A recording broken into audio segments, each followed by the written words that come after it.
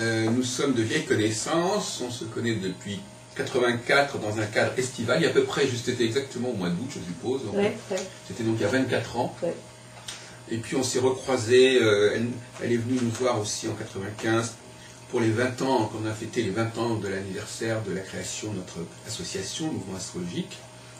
On s'en souvient à cause de cette terrible grève qui a d'ailleurs empêché beaucoup de gens de venir à notre colloque, même des gens de Paris, parce que même dans la région parisienne, c'était compliqué. Et vous aviez trouvé quand même le moyen de venir alors?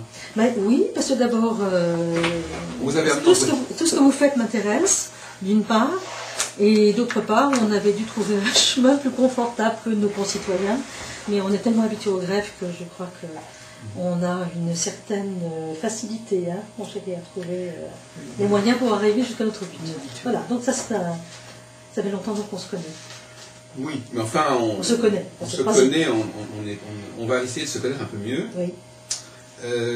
Donc, vous avez publié 2 ouvrages, en 90 et en 95. En 95.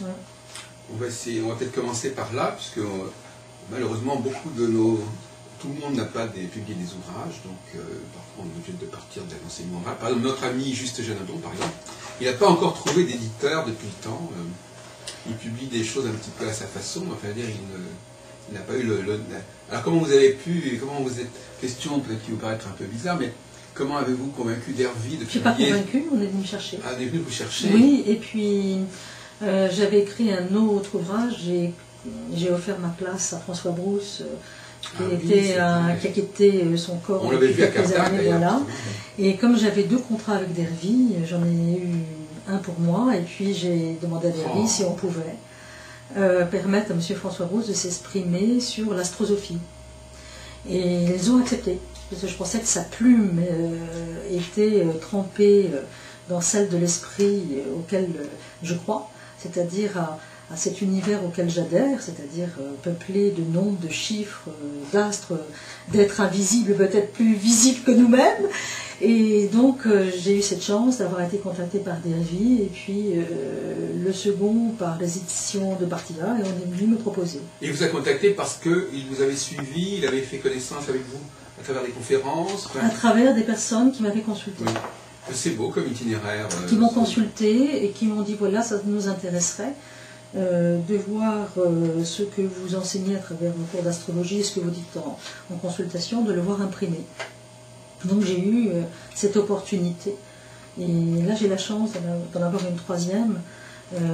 Et je vais faire des liens entre le transgénérationnel et la date, l'heure et le lieu de naissance de nos compatriotes pour pouvoir leur permettre de saisir un peu quelles sont les mémoires qui vivent encore en eux et qui peuvent effectivement soit les gêner dans leur chemin personnel et spirituel, les gêner ou au contraire les enrichir. Donc là c'est quelque chose qui est en cours depuis quelques mois. Donc je pense que ça sera publié en 2009. C'est assez tendance actuellement le transgénérationnel. Oui, mais je travaille dessus depuis plus de 20 ans. Voilà, alors je suis absolument ravie que ce soit devenu un peu plus à la conscience des personnes.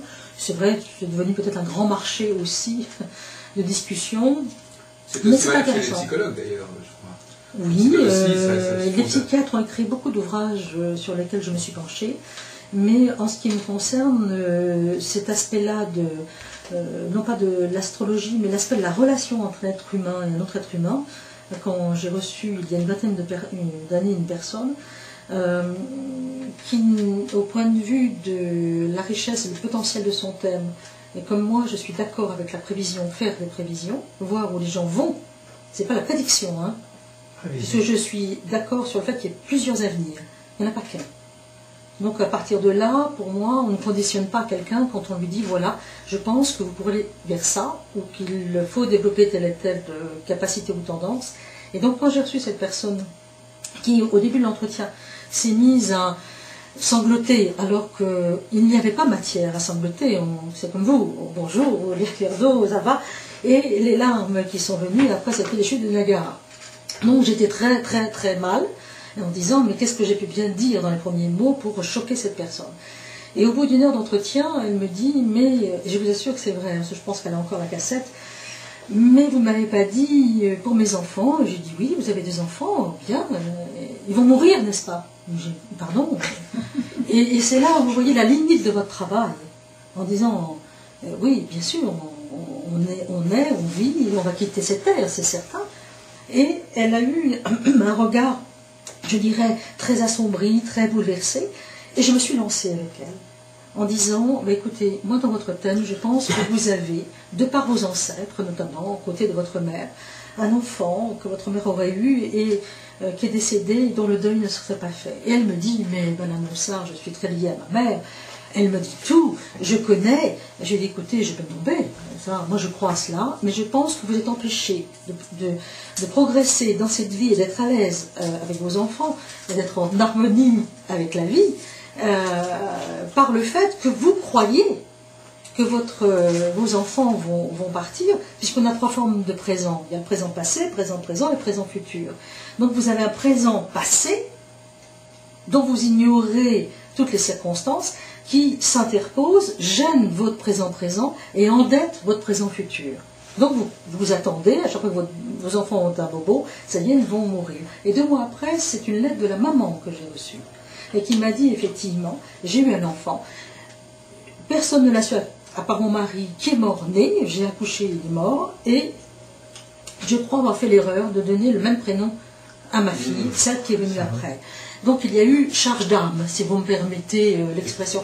Et je me suis intéressée à cela pratiquement 2-3 ans avant que Anne-Orslin Schulzenberger, qui est la papesse de la transgénération en France, ait sorti son livre entre 92 et 88. Ça fait la chose venir. Voilà, comme d'autres, hein, puisque je suis néo-platonicienne de formation, néo-pythagoricienne, et je pense qu'on appartient à un monde d'idées, et que les idées, bah, écoutez, on les chope aussi, hein, et parfois on ne découvre pas, je crois on redécouvre. Je ne sais pas si vous êtes d'accord avec moi, Jonathan. Donc, pour la transgénération, oui, c'est tendance, mais en ce qui me concerne, c'est très vieux, très âgé. Ce que vous venez de raconter, c'était le déclic. Ah, ça a été, non pas le déclic, ça a été la confirmation que... vous l'aviez vu quand même dans le thème. C'est-à-dire que la dame en question avait un thème qui, pour moi, était bien construit, et surtout, puisque je parlais, que je m'intéresse à la prévision, que disons, les mois qui venaient de précéder, et ce vers quoi elle allait, étaient plutôt paisibles et harmonieux. Il y a toujours des accroches dans la vie, il y a toujours des choses qui ne vont pas. Mais ça ne méritait pas les chutes de Niagara, ça ne méritait pas cette peur, ce bouleversement permanent qu'elle avait en elle-même. Il y a eu un facteur d'amplification. Voilà, et comme je lui ai dit, écoutez, moi je ne vois pas, je ne lis pas, je ne décode pas votre thème par rapport à ce dont vous me parlez, c'est-à-dire cette souffrance. Donc je lui ai dit, vous avez un passé, une mémoire active, et qui fait écran, qui fait de la ouate, et vous pouvez parler à vos planètes, vous aurez toujours un intermédiaire, un pare-feu, et les flux magnétiques des planètes ne passeront pas. Il y a une interférence. Tant qu'on n'a pas éliminé ou compris l'interférence, vous ne recevrez pas les influx bénéfiques auxquels non pas vous avez droit, mais disons qu'il fait partie de votre destinée. Oui, c'est intéressant parce que ça fait partie, dans un champ plus large, ça fait partie de ces recherches qui sont menées par les astrologues lorsqu'ils n'arrivent pas à comprendre bien sûr. Qu'un événement a eu lieu ou qu'il a eu cette importance. À ce moment-là, il faut aller chercher ailleurs. Oui, il ne faut pas rester d'abord, pas si on peut se tromper, hein. Je crois que ça c'est une chose, mais en même temps, c'est vrai qu'il faut trouver une explication. C'est un peu, l'astrologue est un peu comme un médecin généraliste. C'est-à-dire, à un moment donné, si le médecin a charge de guérir le corps pour que l'âme se trouve bien, l'astrologue, finalement, doit aider et concourir à alléger les souffrances de l'âme pour qu'aussi le corps se trouve bien. Donc ça, c'est comment je me trouve. Donc il faut que j'aide cette personne, je l'éclaire, pour trouver le petit hiatus qui ne colle pas, l'Y, la fissure, la faille.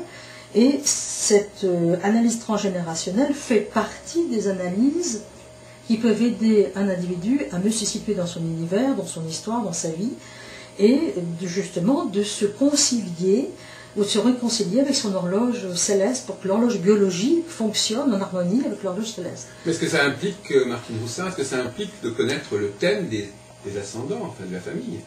Alors, est-ce que simplement ça implique de connaître la vie de ses gens, ou ça passe quand même par le biais du thème, des thèmes? Alors, quand on peut, ça m'arrive, quand les gens ont la capacité administrative parce que ça dépend aussi de certains pays. En France, nous avons cette chance d'avoir des consignations très anciennes par le baptême. Donc nous retrouvons un certain nombre d'informations. Et lorsque nous avons l'heure de naissance des aïeux, donc des ancêtres, oui, on peut aller jusqu'au bout et de faire un travail remontant à 5 ou 6 ou 7 générations. Et là, on voit bien qu'il y a des phénomènes de répétition et des schémas récurrents. Et dans le livre là, que vous préparez, oui. qui va bientôt paraître, ça implique la connaissance des thèmes de la famille.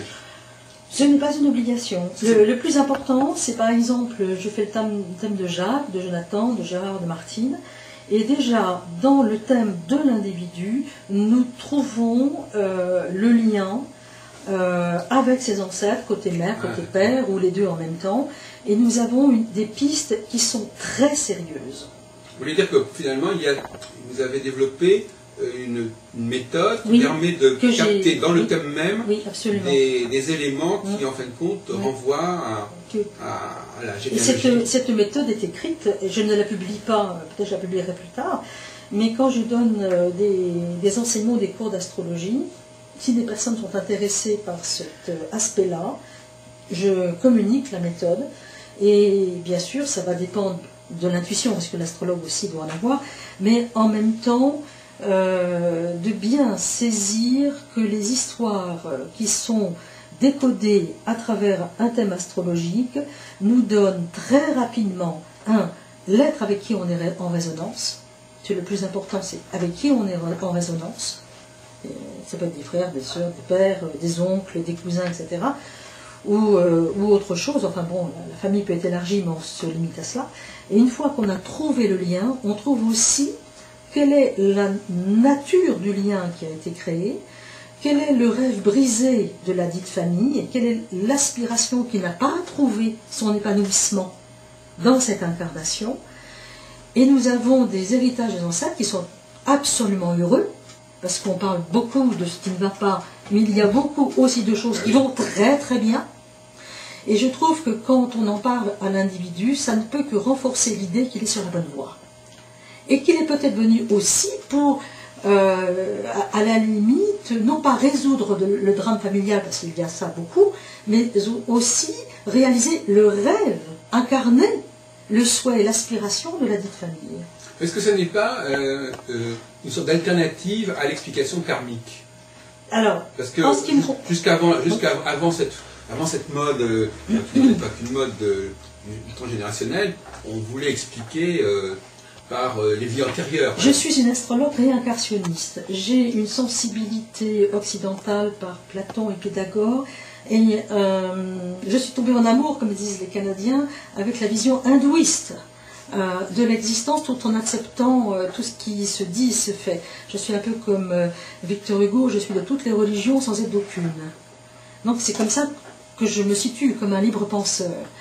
Donc je suis une astrologue métaphysicienne, philosophe dans ce domaine-là, et avec une vision nettement réincarnationniste, et j'ai trouvé non pas une alternative dans la transgénération, mais lorsque les personnes ne sont pas accessibles à la dimension de l'âme dans une forme de palingénésie, et qu'elle n'accepte pas l'idée qu'elle a vécue avant et que le après lui fait peur, on n'a aucune prise.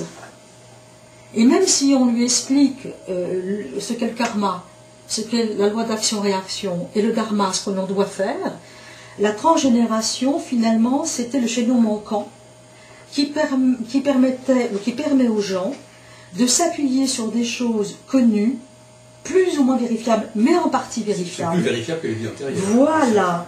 Et c'est quand même plus accessible pour les gens, parce qu'ils peuvent eux-mêmes s'appuyer sur des souvenirs, sur des échanges entre leurs parents, sur des écrits. Et on peut faire des thèmes aussi. On peut faire des thèmes, on peut faire des tas de choses. Et finalement, moi qui suis complètement engagée, parce que je l'ai écrit dans mon premier livre, où je pense que l'âme, avant de venir dans cette incarnation, dans cette vie-là, va faire son marché, si je puis dire, dans le système solaire, pour aller récupérer les atomes que chaque astre peut nous apporter.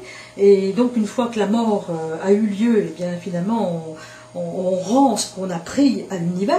Bon, ça, on peut en parler autrement, parce que c'est un peu simpliste ce que je dis, mais... On retourne à la poussière qui retourne à la poussière. Mais de toute façon, quelque part, oui, mais en même temps, il y a une conscience, puisque en ce qui me concerne, notre conscience est éternelle, elle ne s'évanouit pas.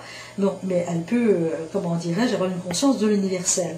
Et donc, effectivement, lorsqu'on parle de la transgénération, j'ai le sentiment que les personnes ont une meilleure emprise sur elles-mêmes.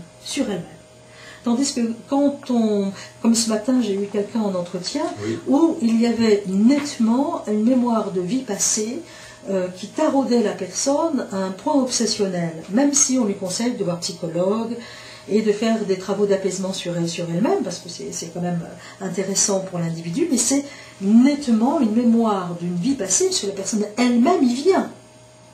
Et si on parle de transgénération, à la limite, on n'en a même plus besoin. Parce qu'à un moment donné, si on va jusqu'au bout des choses, parce que pour moi ce n'est pas incompatible, quand on a choisi une famille pour renaître, si ça se trouve, c'est nous qui avons engrammé notre arbre, non pas généalogique, mais génétique, et que finalement ce qu'on a fait il y a 5 générations, c'est nous qui revenons pour justement le purifier ou le récupérer positivement. Que pensez-vous des bouddhistes qui veulent finir cette... Et ben, sortir du cycle. Le but, c'est quand même d'arriver à quelque chose d'extraordinaire que je crois que beaucoup de gens recherchent d'une manière peut-être maladroite, c'est le bonheur. C'est la paix, c'est l'harmonie dont on parlait avant de commencer. Et il est vrai qu'il est quand même, en tout cas, ça n'engage que moi, souhaitable à un moment donné de sentir que l'on peut se libérer d'eux. Se libérer d'une contrainte. Alors, la roue de la réincarnation, pour moi, j'y crois complètement. D'en sortir, c'est un de mes buts, parce que je veux choisir là où je veux aller. C'est pas sortir, c'est réintégrer. Alors, c'est réintégrer, si vous voulez, mais c'est à point de vue. Et donc, à partir de là, je pense qu'il n'y a pas que notre système solaire qui se vit. Donc, comme pour moi, ce monde est un monde parmi d'autres, quand on dit sortir de la roue de la réincarnation, c'est sortir d'une forme d'incarnation de chair. L'esprit doit être libéré de l'obligation que l'on lit chez les bouddhistes, puisque quand on a commis quelque chose, il faut bien le réparer là où l'événement a eu lieu. À partir de ce moment-là, quand vous parliez donc de karma, oui, bien entendu, mais il ne faut pas oublier qu'il y a le karma positif, il n'y a pas que le karma négatif.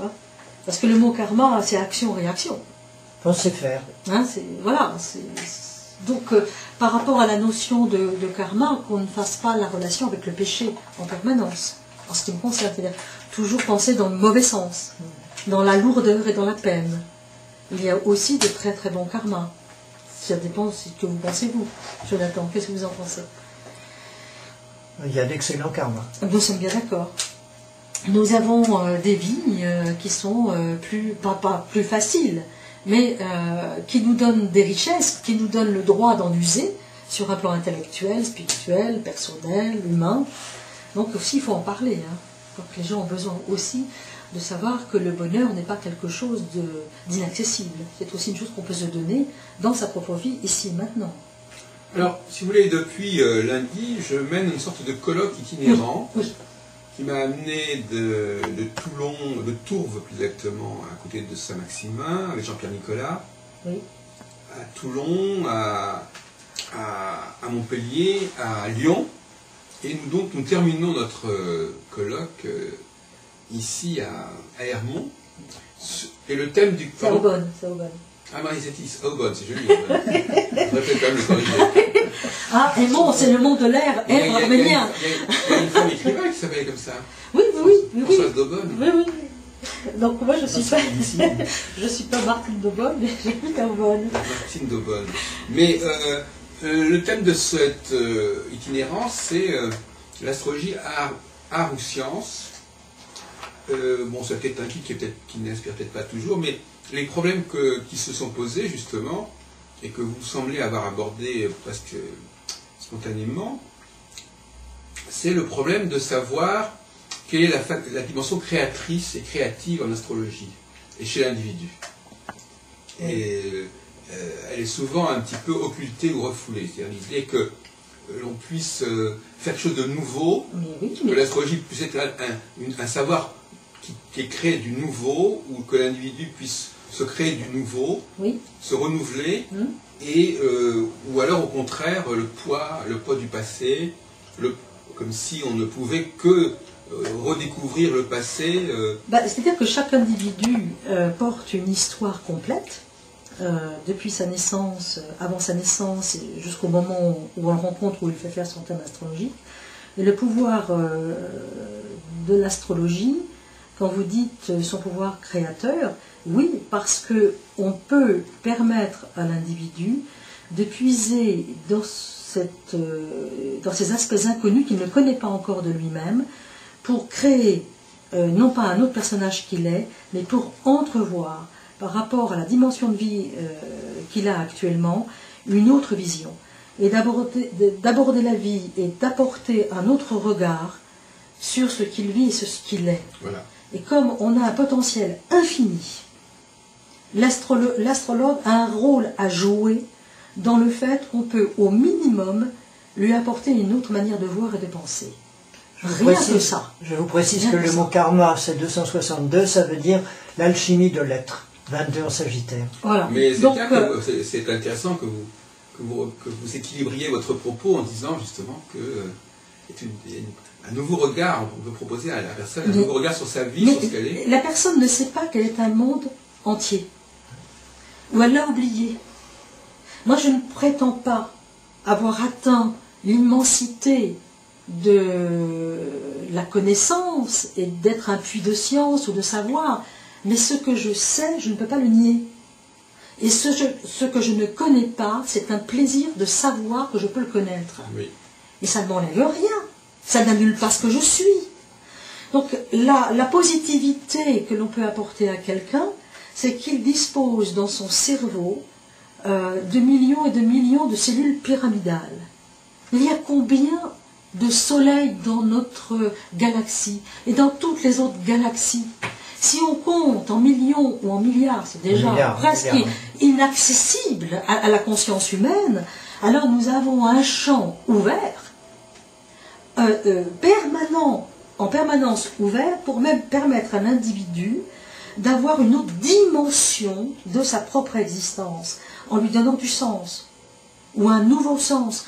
Mais déjà, il faudrait, un peu comme je suis une hugolâtre, pardonnez-moi, je vais citer beaucoup Victor Hugo. Oui. Qu'elle aimait beaucoup d'ailleurs, je crois, François. Oui, et nous avons partagé cette passion ensemble. Enfin, il connaissait 10 fois mieux que moi toute la prose et la science de Victor Hugo. Mais Victor Hugo disait qu'effectivement, pour atteindre le moi, ou le moi Dieu ou moi, il fallait traverser plusieurs couches et les respecter. C'est-à-dire, on a plusieurs besoins.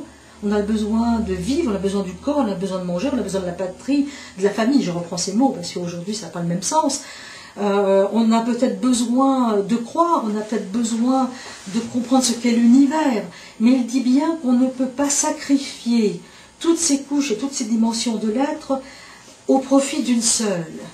C'est-à-dire qu'on ne peut pas renier la vie humaine, on ne peut pas renier le fait que certains ont besoin de croire, on ne peut pas renier le fait qu'on vit dans un pays où on ait besoin d'intelligence et d'amour, et finalement qu'il fallait traverser toutes ces phases-là pour devenir complet. Donc ça veut dire qu'il faut déjà faire saisir aux gens qu'on est conditionné. Donc il faut apporter un regard, peut-être pas au laser, mais de dire il y a peut-être une autre manière de voir. Il y a un autre point de vue. Simplement un autre point de vue. Est-ce que la personne, ce en quoi la personne croit, ce en quoi je crois, nous regarde mutuellement, et moi je ne suis pas là pour convaincre.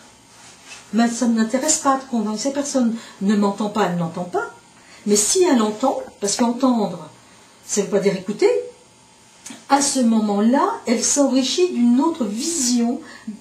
Elle met sa vie en perspective, elle la verticalise, elle ne nie pas son horizontalité, c'est-à-dire ses besoins de vie classiques sur le plan humain, mais on peut lui apporter une autre vision, et à ce moment-là, l'astrologie a un rôle de développement de l'être, et de développer ces milliards de cellules qui sont en nous et de les raccorder aux milliards de soleils qui se trouvent dans l'univers. Donc ça veut dire que nous avons un potentiel de développement qui est à l'infini. C'est une focalisation. Oui. Axe. Bien sûr. Et à partir de ce moment-là, comme je vous ai dit, l'astrologue, pour moi, est un maillon social, il fait partie de la société, il a sa place, il a son rôle. Il ne faut pas lui donner plus ni moins, mais il l'a. Et du moment qu'il l'incarne, et qu'il est lui-même en relation, même affectueuse et intelligente et subtile avec le système solaire dans lequel nous nous mouvons, je crois, oui, qu'il peut apporter quelque chose de plus à un individu qui peut-être avait, comme me disait Jonathan tout à l'heure, focalisé son intérêt sur un élément. Et en ce sens-là, oui, je crois que l'on a un rôle, non pas de revisiter le passé en permanence, mais de dynamiser ce présent et de créer un autre futur. Oui. Pour moi, c'est ma vision. Non, mais c'est intéressant, c'est une chose. Et ça n'engage que moi. Oui, non, mais il y a un équilibre, effectivement, mais qui n'est peut-être pas toujours facile à... Non, pas toujours. À maintenir, parce que effectivement c'est un peu le yin et le yang, c'est-à-dire effectivement le poids du passé, l'ouverture vers l'inconnu, le futur, l'avenir. Oui. Et à ce propos, je fais une petite incidente. Est-ce que vous pensez, tout à l'heure on parlait des hommes et des femmes, est-ce que vous pensez qu'est-ce que vous pensez sur ce qui distingue l'homme et la femme, disons Martine Boussard, dans ce débat justement sur le rapport au passé, au futur? Est-ce que nous sommes tous, est-ce que notre appartenance, on peut vous parler des appartenances anciennes, est-ce que le fait d'être né homme ou femme, est-ce que ça joue sur notre destin, sur notre façon de voir les choses? Oui, c'est une forme d'expression différente de l'énergie divine. À partir du moment où un homme, une âme a pris le corps d'un homme, il est invité à faire. C'est-à-dire, il est invité à construire un faire. Même si son faire qu'il se doit d'incarner dans cette vie est le produit d'une pensée, d'une réflexion. Mais il doit matérialiser. Tandis que la femme, elle, c'est un petit peu, comment dirais-je, c'est un petit clin d'œil. Elle peut se contenter d'être. Il faut qu'elle le soit. Se contenter d'être, parce que pour moi, elle incarne la terre, c'est-à-dire la fécondité de l'esprit. Elle n'est pas obligée de faire des enfants. Tandis que l'homme, lui, apporte tous les messages du ciel. Donc il faut qu'il se rencontre pour que le monde soit complet. Étant donné que, d'après certains mythologues, l'énergie, l'être humain a été coupé en deux, d'un côté les hommes, d'un côté les femmes, je crois profondément que nous portons, vous, puisque là je suis avec 3 hommes, nous portons en nous une dose d'être et une dose de faire, et je pense qu'il y a des proportions, et que justement le thème peut nous indiquer, cette proportion de yin et de yang qui se trouve à l'intérieur de chacun d'entre nous, et à partir du moment où il y a une femme, elle peut avoir un yang très puissant, et son état d'être fait, construit, sans forcément qu'elle bouge, sans forcément qu'elle ait des mains de maçon, qu'elle construise une maison, et il peut y avoir des hommes qui sont à l'inverse, qui incarnent du yang, en réalité, il faut qu'ils soient. Et donc la différence entre le yin et le yang, il n'y en a pas. Parce que si vous prenez un bonhomme yang ou un bonhomme yin, et que vous avez le pain de la galaxie qui est devant vous, vous savez, c'est une forme de voie lactée qu'on présente comme ça, comme une sorte de pain, de baguette, eh bien si vous prenez par exemple le bonhomme yang à gauche et qui dit au bonhomme yin, je vais te montrer la différence. Moi le yang, je suis sûr que je suis plus fort que toi, le yin. Alors le yang tend sa main, et puis il coupe en deux la galaxie, il dit regarde ce que j'ai fait. J'ai changé, transformé le monde. Puis le yin, il dit, moi aussi j'ai 2 bras. Je suis fait comme toi. Hein. Moi aussi je peux tendre le bras. Alors le yang, il dit, ben, qu'est-ce que tu vas faire, toi? Et le yin ne tend pas un bras, mais 2. Il prend le premier morceau que le yang a coupé, le deuxième morceau que le yang a coupé, il les prend, il les avale et dit, moi aussi j'ai changé le monde. Nous les avalons. Donc ça veut dire qu'il y a... Il reçoit, lui donner. Il reçoit et transforme de l'intérieur, et l'autre transforme de l'extérieur. Mais l'un dans l'autre, on fait. Mais ça dépend, hein. Vous avez peut-être un point de vue différent, mais non, ça m'amuse de non, je veux simplement vous rappeler que le yang, ça vaut 96, qui veut dire un feu éphémère. Oui. Que le yin, c'est la maturation du feu intérieur, oui. Et le total fait 180, ce qui fait un équilibre humain. Donc, nous sommes bien d'accord, nous avons besoin de l'un et de l'autre. Donc la différence que vous mettiez tout à l'heure en avant, pour moi, il n'y a pas de différence. C'est une énergie qui va s'exprimer différemment, mais elle est éminemment complémentaire. Lorsque vous voyez des grands initiés, vous avez toujours une femme. Vous avez une femme qui est là, dans les parages.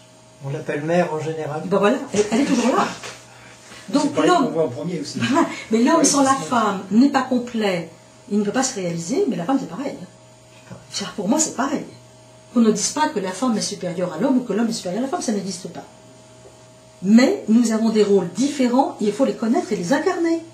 C'est ce qu'on appelle aussi le dharma, c'est ce qu'on a à faire. Si on est né dans un corps de femme ou un corps d'homme, et qu'on y est bien, parce que parfois c'est pas toujours le cas. Vous avez des personnes qui ont un corps d'homme ou un corps de femme et qui se trouvent très très mal. Hein. Ce qui peut expliquer... les homosexuels. Voilà. Transsexuels. Voilà, et ça peut expliquer aussi. Hein, ça se voit en astrologie. Voilà, totalement. Et donc, quand on a épousé ce genre de corps, et c'est comme si, à la limite, on avait fait un mauvais tri avant de venir, et qu'on avait, comment dirais-je, été parachuté dans quelque chose dans lequel on ne se reconnaît pas. Ça aussi, c'est intéressant, c'est encore un autre débat. C'est un ratage, probablement. Ou une épreuve. Ou une épreuve. Ou une épreuve. Une épreuve. C'est une épreuve. Moi, je pense que quand c'est pas bien vécu, c'est évidemment un karma. Quand c'est bien vécu, ça fait partie de leur chemin de vie. Hein.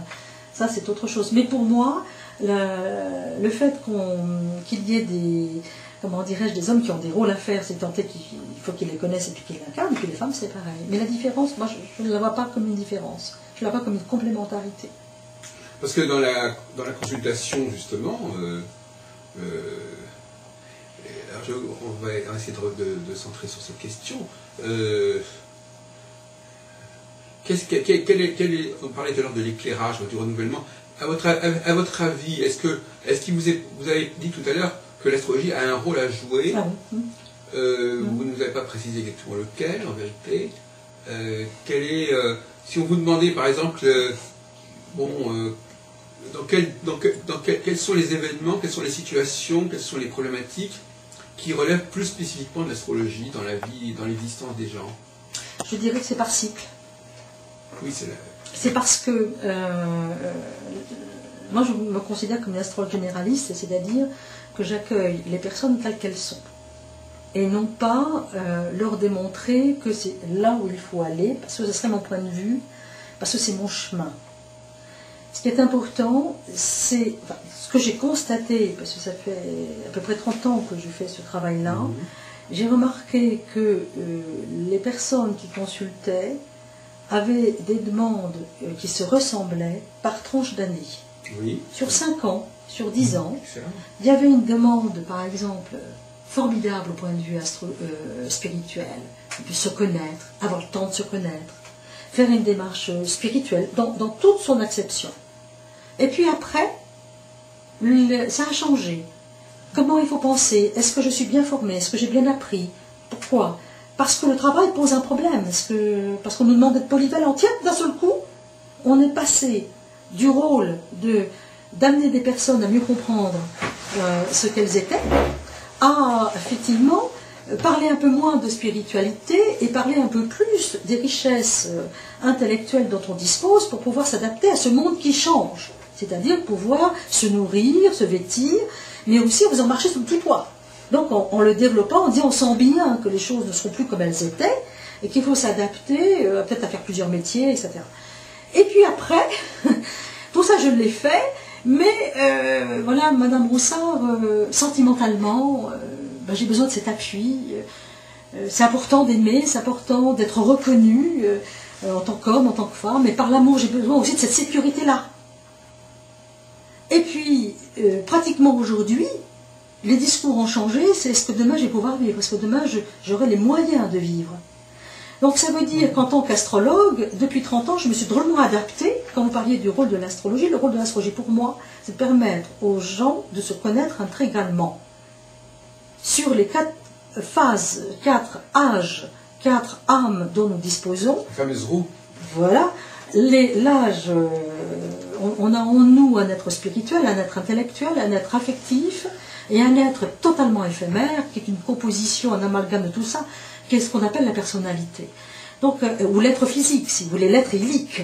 Donc, à partir du moment où on a ces 4 êtres en nous, il faut que les gens sachent qu'on ne développe pas l'âge affectif à la même vitesse que notre âge intellectuel, que l'âge spirituel, que l'âge physique. Et donc, à partir du moment où la société dans laquelle nous vivons s'impose de plus en plus à nous, c'est un peu comme la montagne qui était loin, c'est pas nous qui allons vers la montagne, c'est la montagne qui est bien nous, hein. Elle se rapproche, elle se déplace, elle nous presse. Donc nous avons un changement notable depuis une trentaine d'années, que j'ai constaté à titre personnel, où j'avais le sentiment qu'on avait du temps pour pouvoir se rencontrer nous, soi. Et qu'à un moment donné, eh bien, la vie a fait qu'on a de moins en moins de temps, on vit une sorte d'abolition du temps et de l'espace, où les choses sont beaucoup plus rapides. Et il y a chez les personnes, non pas que je rencontre des gens de tout horizon et de toute culture, et à un moment donné, on voit bien qu'on est arrivé à un moment d'urgence. Donc le rôle de l'astrologue, d'urgence dans le sens, ce que j'ai eu comme entretien cette semaine, qui remue, parce qu'il y a vraiment des pressions sociales très très importantes chez les gens, et ces personnes-là n'ont pas toujours la distance, ou n'ont pas toujours la chance de pouvoir s'en distancer. Donc ça veut dire que le rôle de l'astrologue, c'est toujours lui permettre à cette personne de se connaître de mieux en mieux. Plus on se connaît, plus on élimine la part d'ombre, plus on diminue le cône d'ombre. Donc à partir de... On fait pas sans le cône d'ombre, la part d'ombre, mais plus on devient propriétaire de soi et non plus locataire de soi. Et ça veut dire qu'on ne se prête plus aux mouvements difficiles qui tournent autour de nous et qui créent énormément de stress chez les personnes.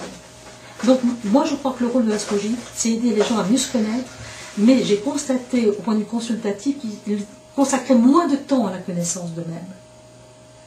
Et dans le sens où il y a des questions urgentes, et il faut en même temps leur dire, oui, vous avez des questions qui vous pressent, est-ce que je vais avoir du travail demain, est-ce que je vais habiter chez moi après-demain, mais ça passera toujours par la connaissance de soi. C'est certains appellent ça habiter son corps. Oui, c'est fondamentalement important, même si les personnes croient qu'en leur parlant d'eux-mêmes et comment ils fonctionnent, c'est décalé. Mais comme par exemple, j'ai eu un entretien ce matin où je disais à cette personne, vous avez tel ascendant, vous ferez ce que vous voudrez, mais vous avez épousé ces formes vibratoires, vous les avez choisies au moment où vous êtes né. Ben maintenant, il s'agit de vous rappeler votre vœu de naissance, parce que vous en avez fait un avant de venir, et maintenant il faut le rencontrer. Et quand si vous dites, ah, le monde est difficile, le monde est dur, vous êtes préparé à ça. Vous avez l'énergie pour ça, même si vous ne le croyez pas. Parce qu'il faut cultiver l'art de la résistance entre les forces d'en haut, les forces vibratoires, planétaires, numériques, et toutes les autres forces peut-être qu'on ne nomme pas, et les forces telluriques. Et nous sommes entre les deux. Et le ciel, puisque vous me confiez votre âme à travers la construction d'un thème astrologique, qui n'est pas rien, parce que la personne nous confie une part d'elle-même, qu'elle peut connaître ou pas forcément bien connaître, c'est aussi une grande confiance. Combien de temps ça prend, la construction du thème astrologique? Ça peut demander une demi-seconde, comme ça peut demander 2 heures ou 8 heures. Vous avez des gens à l'intérieur desquels vous entrez très facilement. En ce qui me concerne, je rentre très facilement. Pardonnez-moi, je ne vais pas mentir. Je vous l'ai dit, je vous ai expliqué pourquoi. Tout de suite. C'est immédiat, pour moi, c'est la seconde. C'est la seconde. C'est la seconde. Je n'ai pas besoin. Et si il y a un temps durant lequel je ne pénètre pas la personne, c'est qu'il y a un problème. Peut-être ça vient de moi, hein. Je suis fatiguée ce jour-là, ça peut arriver, alors j'ai fait attention. Mais parfois, ça ne vient pas toujours de moi, quand même. Et donc, à partir de là, je pense que je peux sentir qu'effectivement, il y a une douleur très très vive chez l'individu, et qui ne fait pas obstacle à la pression que je peux avoir sur le moment, mais qui me fait dire, attention, il y a des clignotants qui sortent. Et là, je dois en tenir compte. Mais en principe, ça arrive rarement, même s'il y a des gros problèmes. Donc, c'est dans l'instant. Quel est votre maximum de réception de personnes dans une journée, compte tenu de la fatigue que cela... Je peux commencer à 8h et finir à 22h, sans manger. C'est exceptionnel. Je vous le dis parce que mon mari est témoin, ça ne me dérange pas. En durée. En durée. Pas en nombre. Oui, non, mais en durée et en nombre. En durée et en nombre. Parce que je consacre quand même du temps, hein, c'est pas des consultations de 10 minutes. Le nombre de personnes, c'est l'astrologie commerciale. Hein. Bien sûr. Alors, je voudrais... Il y a un minimum quand même, il y a un minimum, mais la concentration ne me gêne pas. Voilà votre 17. La concentration ne me gêne pas parce que j'ai eu le privilège, étant extrêmement jeune, de ne pas avoir appris l'astrologie, mais d'être en communion avec les astres, de parler avec eux. Bien sûr. J'ai eu cette chance. J'ai pas de mérite. J'ai pas de mérite. Ça a été ça. J'ai retrouvé, j'ai su, ça a été évident, c'était clair. Et la vie antérieure par rapport à l'astrologie? Oui, c'est-à-dire? Est-ce que vous avez été astrologue? Oui. Comme je le fus. Voilà. Absolument, et comme j'en ai retrouvé l'essence, ça a été pour moi plus aisé pour communier déjà avec l'âme des planètes et de me retrouver dans un langage simple un peu, comme si je n'avais pas besoin de passer par l'alphabet pour apprendre les lettres, à lire et à écrire, à compter, et c'est venu naturellement. Donc je vous ai dit, j'ai pas de mérite. Alors je voudrais qu'on revienne un peu sur cette... Tout à l'heure, vous nous avez dit qu'à certaines époques, il y avait une certaine similitude entre les demandes, les attitudes ou les problèmes des clients. Oui. Donc ça montre bien qu'il y a aussi une sorte de phénomène collectif. Qui est là, qui est présent, oui. Donc j'aimerais bien que vous nous parliez un peu de cette dialectique entre l'individu et le collectif, qui d'ailleurs nous renvoie aussi entre l'astrologie individuelle et l'astrologie mondiale, ou l'astrologie cyclique. Je ne crois pas au karma collectif, je crois à la multitude de karmas individuels qui se retrouvent au même moment, au même instant. Voilà ma vision du karma collectif. On n'est jamais projeté dans un événement sans qu'on y ait pris part. Pour moi, ce n'est pas possible. Sinon, ça modifierait la notion de responsabilité, qui n'est pas liée à la notion de culpabilité. C'est d'autres choses. La notion de responsabilité est liée à la notion de liberté. Plus je connais, plus je maîtrise, plus je sais, plus j'augmente mon espace de liberté. Et il y a sans doute des endroits où je ne suis pas libre, j'ai deux bras, je peux en faire pousser un troisième. Donc il y a une liberté effectivement conditionnée. Mais si déjà j'ai la liberté de l'esprit, j'ai une liberté exceptionnelle. Donc à partir du moment où on parle d'un collectif, on va se retrouver en sympathie ou en antipathie avec un endroit, avec un pays, avec des gens, avec une profession, et de ce fait, on peut se trouver collectivement embrassés par des fléaux, comme les guerres qui se sont succédées de manière grave dans les siècles précédents, comme embrassés par des mouvements esthétiques, artistiques absolument exceptionnels, qui peut embraser toute une population vers le beau, vers le vrai, vers le bien, et qu'on se trouve dans une période qui peut apporter à chacun d'entre nous la possibilité de réaliser son potentiel. Donc nous avons aujourd'hui, dans le siècle dans lequel nous nous trouvons, une force collective qui est puissante parce qu'il y a un instinct de domination et d'asservissement de l'homme qui a toujours été, quand vous lisez l'histoire depuis des milliers d'années, ça a toujours existé.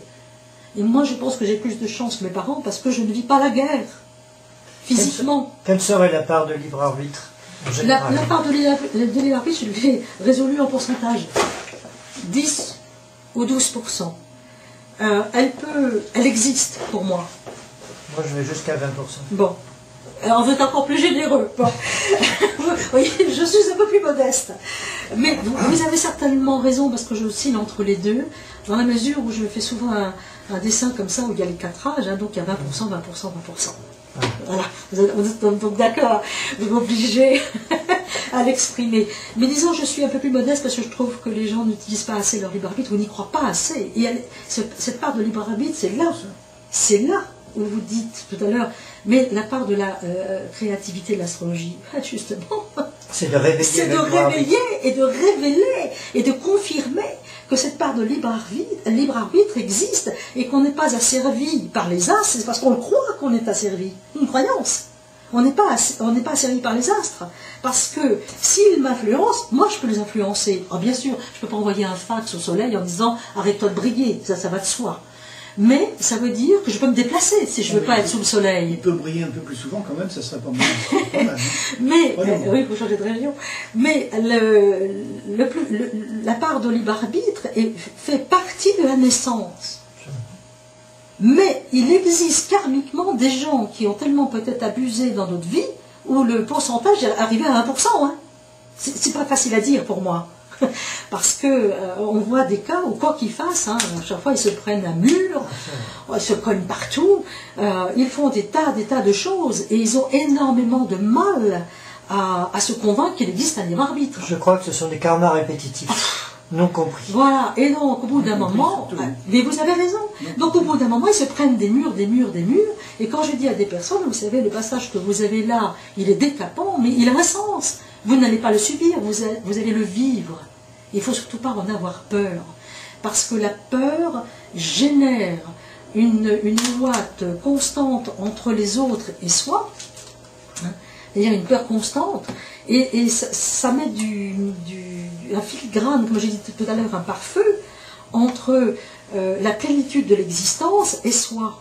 C'est le succès du bouddhisme actuel. Et donc, il y a plusieurs formes de bouddhisme, hein, on est bien d'accord, hein, parce que celle qui est actuellement révélée, qui a sa part de connaissance, n'est pas la seule, hein, parce qu'elle est en sympathie avec le mental des Français, mais elle propage quand même un bouddhisme sans Dieu, hein, c'est-à-dire que, et là je n'y adhère pas, j'ai un respect infini pour Dalai Lama que j'ai le plaisir de rencontrer, personnellement, dans un contexte plus que privilégié. Récemment, donc. Il y a quelques années, j'ai eu l'occasion de l'interviewer et de faire paraître un papier dans un journal.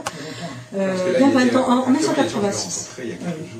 Et nous avons interviewé le Dalai Lama dans un contexte à la fois philosophique et politique. C'est-à-dire que nous avions bien le drapeau tibétain à notre place et nous avons mangé ce qu'on appelle ses ministres. Donc il ne faut pas oublier qu'aussi il a un rôle politique, il ne faut pas mélanger les genres, même s'il a un rôle majeur en tant que Dalai Lama.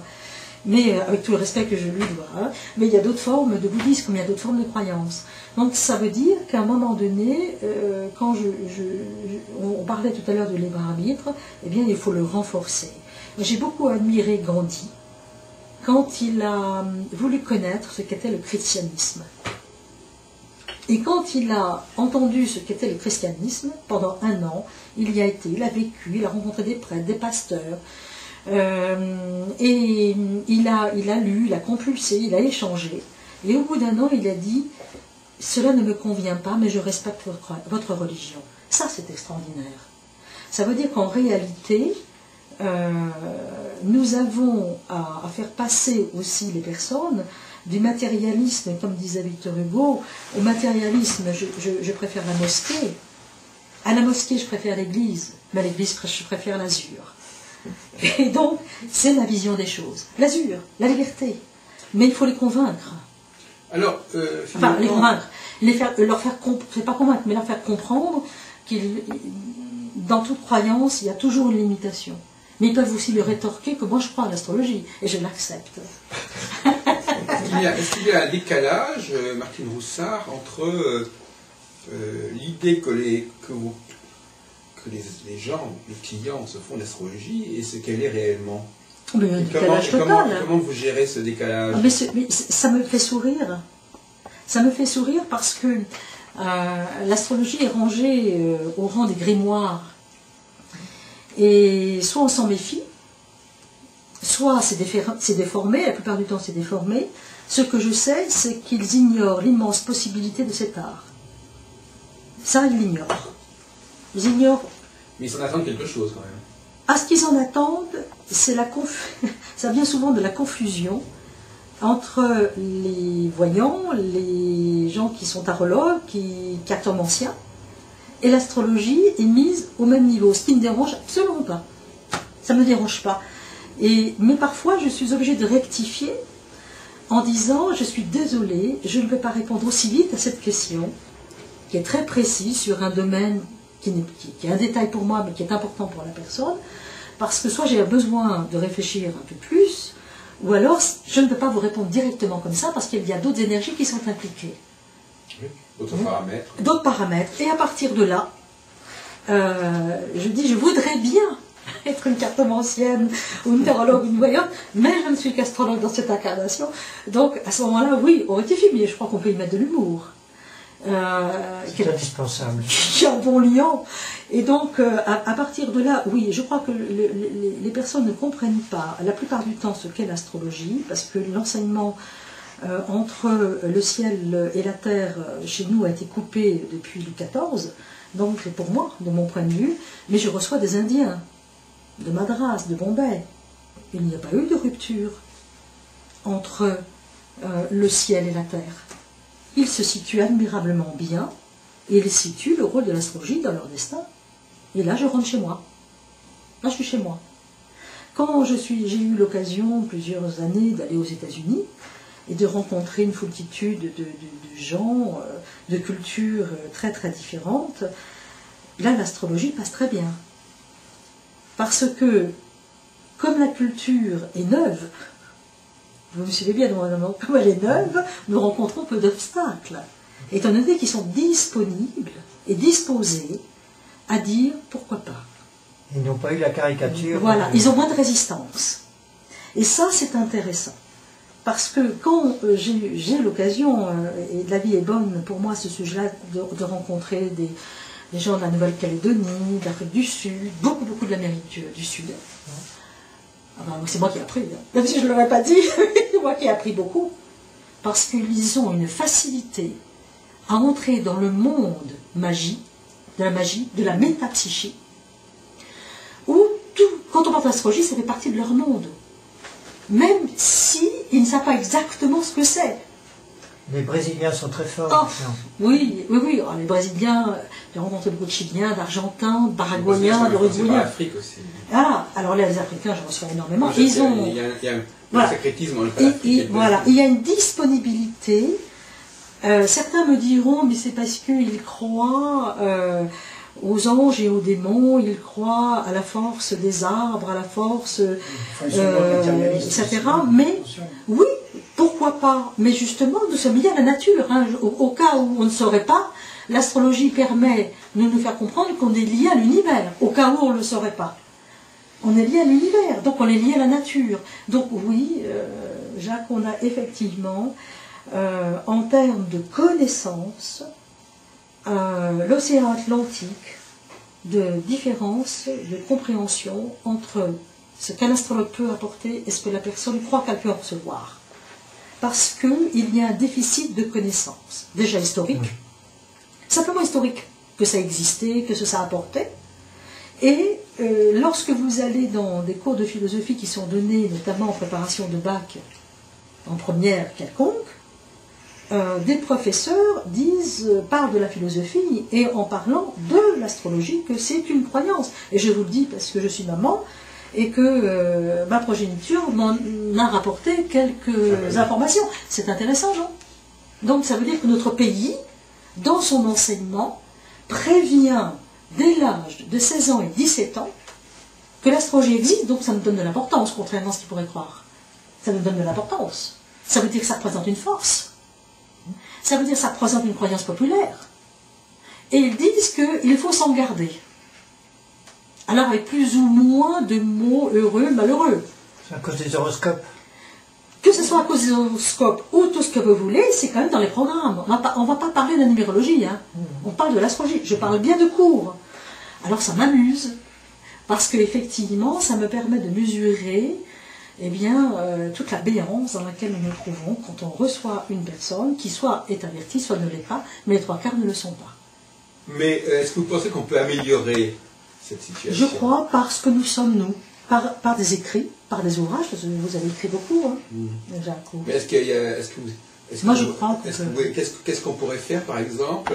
Est-ce que vous avez une idée de la stratégie à adopter pour qu'il y ait moins de malentendus entre le public et la corporation astrologique?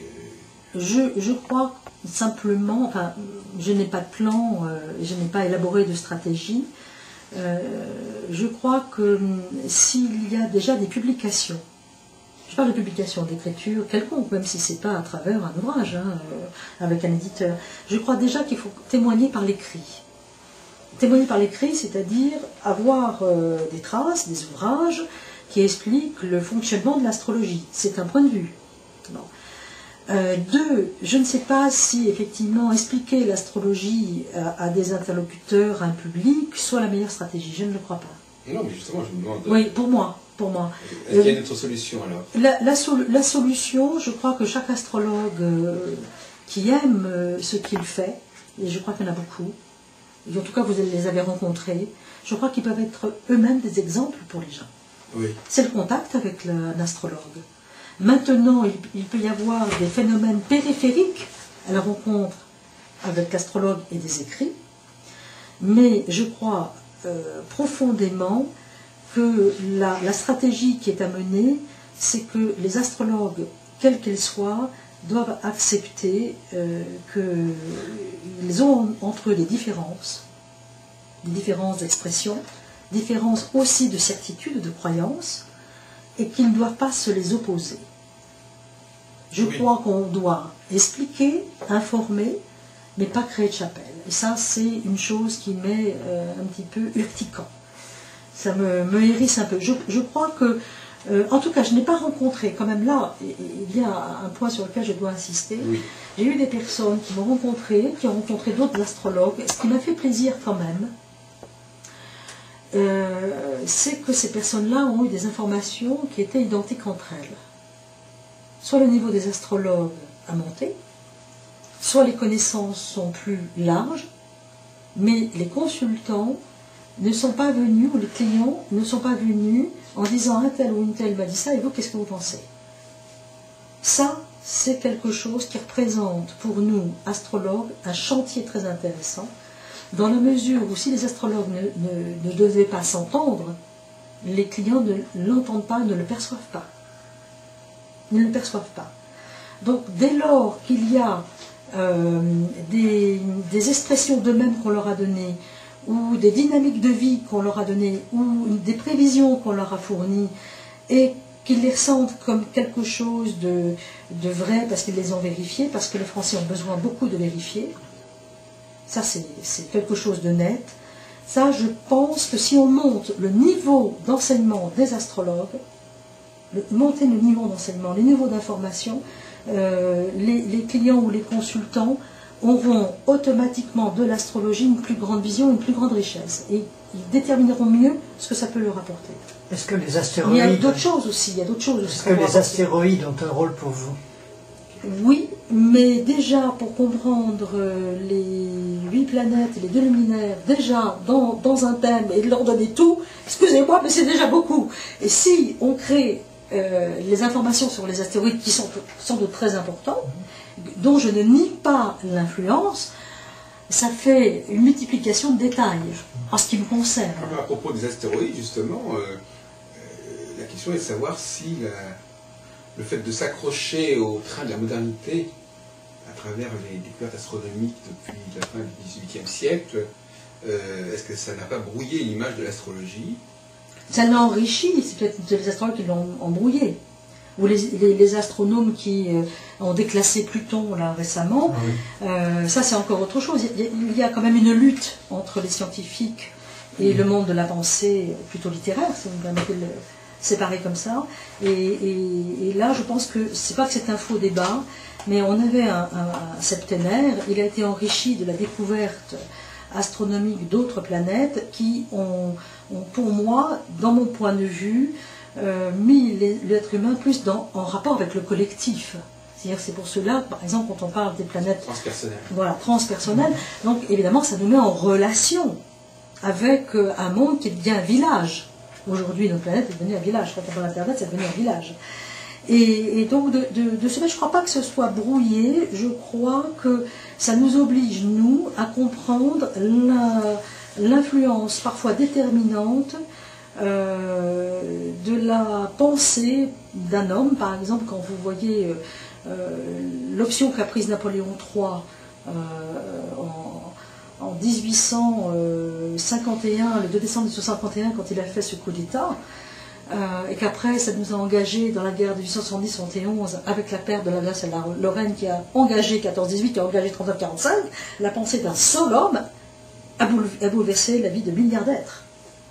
Une seule pensée. Donc la découverte d'autres planètes, là où je voulais en venir, c'est de faire comprendre aussi aux personnes que la vie d'un seul être qui peut générer une influence sur d'autres êtres peut diriger un monde. Oui. C'est là où la puissance des planètes transpersonnelles, pour moi, en intérêt. Parce qu'elle véhicule des pensées, elle collectivise la pensée et leur donne une forme de pensée qui agit sur le collectif, sur l'individu. Donc, je ne crois pas que ça brouille, je crois que ça enrichit, mais déjà, il faut déjà décrypter. Et Vulcain, vous le classez quelque part? Oui, j'ai une liste de Vesta, de Junon, parce que dans le dictionnaire philosophique de Voltaire, on n'était pas qu'à 7 planètes, hein. On en a beaucoup plus. Hein. S'il y a 22 lames majeures des tarots, 21 selon les croyances, on peut aller jusqu'à 22 planètes. Hein. Donc, qui sont là. Mais tant qu'elles ne sont pas découvertes, c'est qu'elles n'agissent pas sur nous. Quand elles sont découvertes, nous avons une relation avec elles. On va faire une pause pour changer de cassette.